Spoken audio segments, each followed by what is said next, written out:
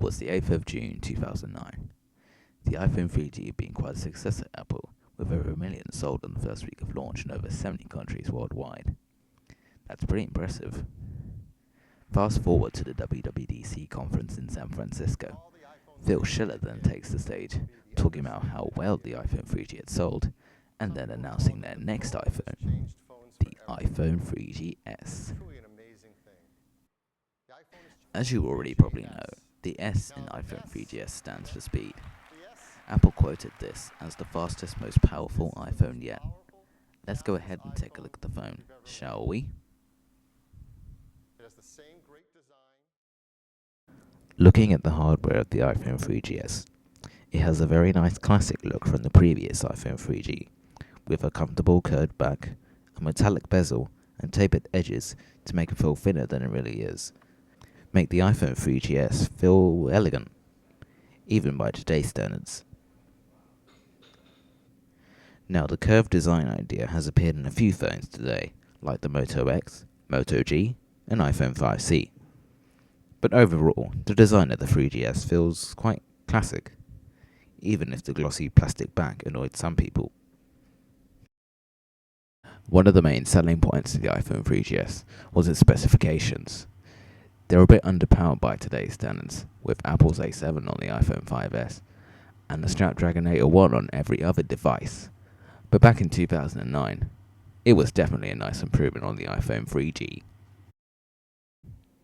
Taking a look at the display, it featured a 3.5-inch capacitive multi-touch screen with a 320 by 480 resolution, which stayed the same from the iPhone 3G, with an unimpressive pixel density of 163 pixels per inch.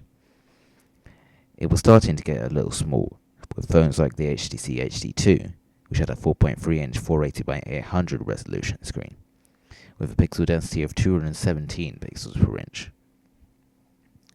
The iPhone 3GS has a good display for the time, but isn't very impressive by today's standards, with 1080p displays like the Galaxy S4, S5, Note 3, HTC One, and so on.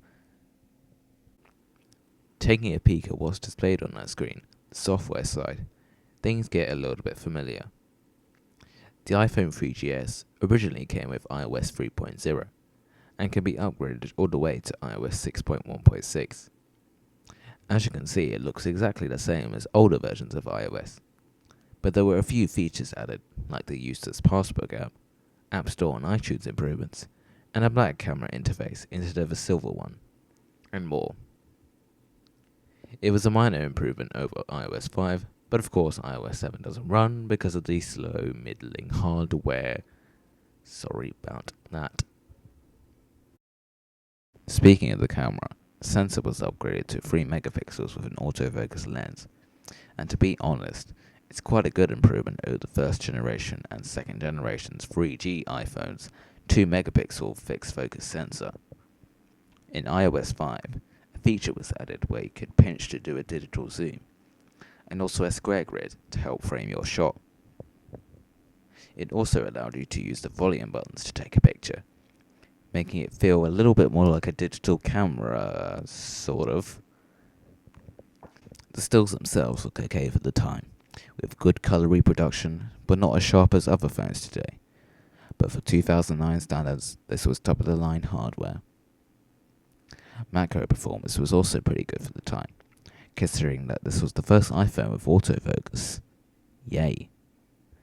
You could tap a certain subject into the frame and bring it and the exposure to focus, or tap another subject and bring it into focus.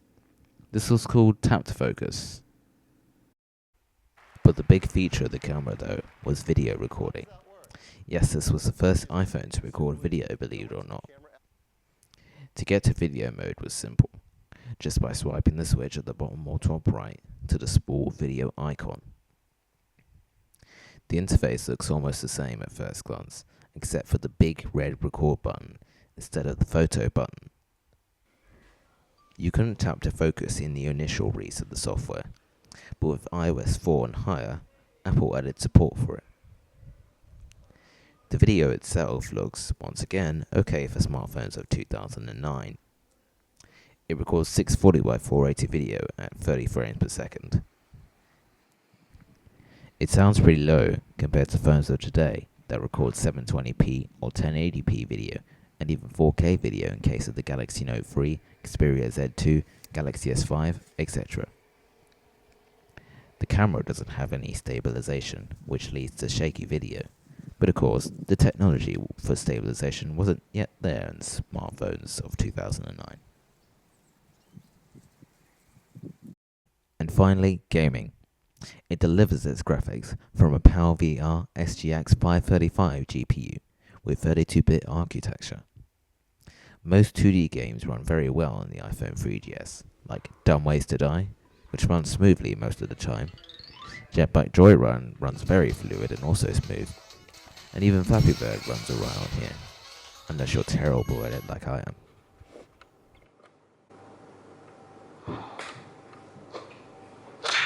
Oh, what's wrong with my rubbish? Play slightly more demanding games like Sonic Dash, and you'll start to see some drop frames here and there, which leads to a not so great playable experience. Sorry, Sonic. If the iPhone 3GS is my only phone, I think it will be pretty usable in 2014, unlike some of the older iPhones available. With a very smooth iOS build, a good selection of apps still supported from the App Store, the iPhone 3GS is quite an interesting phone, even by today's standards. Of course, there are more better iPhones today, like the iPhone 4S, 5C, and 5S.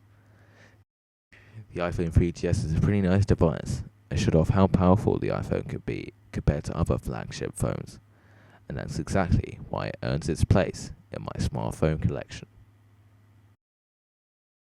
If you like this video, be sure to subscribe to my channel to see more videos in the future. And you can follow me on Twitter to hear about what's upcoming on my channel. For now, all I have to say is thanks for watching this video.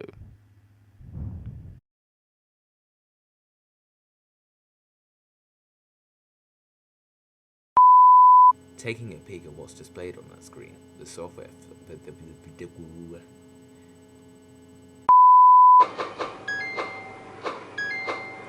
Oh yes. At least I got a high score. Right there. It also allowed you to use the volume buttons to take a picture, making scripts hard. Gaming. It delivers its graphics from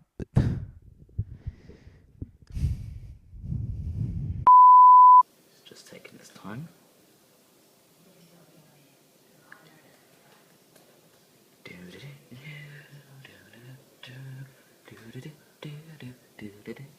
Here's a movie I uploaded up earlier. This is Monsters.